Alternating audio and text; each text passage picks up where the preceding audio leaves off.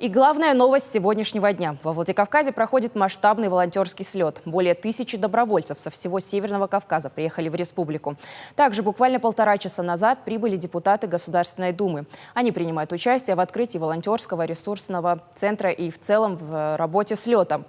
Площадки форума развернуты в Северо-Осетинском госуниверситете. Там в эти минуты начинается флешмоб. На месте работает наша съемочная группа. С нами на связи моя коллега Виктория Базгадзе. Вика, добрый день. Что сейчас происходит на площадке? Здесь сейчас очень много людей, и все это волонтеры. Ребята приехали рано утром в республику. Здесь работают 27 творческих площадок. Это презентация творческих движений, конкурсы, места для фотозоны и флешмобы. Кстати, о флешмобе. Несколько дней и ночей наши ребята готовили сюрприз для приезжих гостей. Красочное выступление, которое мы увидим его позже. Флешмоб начнется с минуты на минуту. Ребята сейчас находятся в ожидании VIP-гостей. Они, кстати, тоже уже прибыли в республику. Это почти 40 депутатов Государственной Думы, среди которых Александр Калерин, Николай Валуй, Вячеслав Фетисов и другие. Список огромный. 2 часа назад их встретил в аэропорту их коллега Артур Таймасов. Именно по его инициативе состоялся этот слет. Тоже не просто так. Президентом России 2018 год объявлен годом волонтера. Делегация VIP-гостей уже успела поделиться своими эмоциями.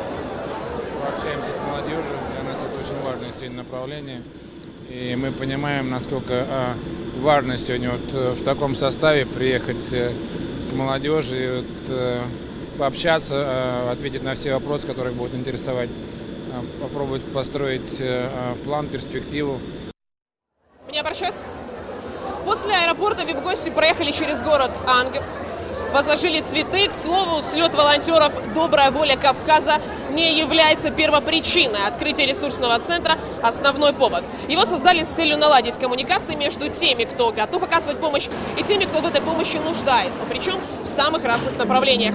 Сейчас VIP-гости находятся именно там. Ресурсный центр расположился в здании бывшей турбазы. По вновь поступающим данным, VIP-гости уже подъезжают. Дальше они пройдутся по площадкам, пообщаются с молодежью. Также пройдет предпросмотр фильма «Со дна вершины». Завершится день пресс-подходом, в котором наши гости поделятся, надеюсь, только положительными эмоциями. Элис.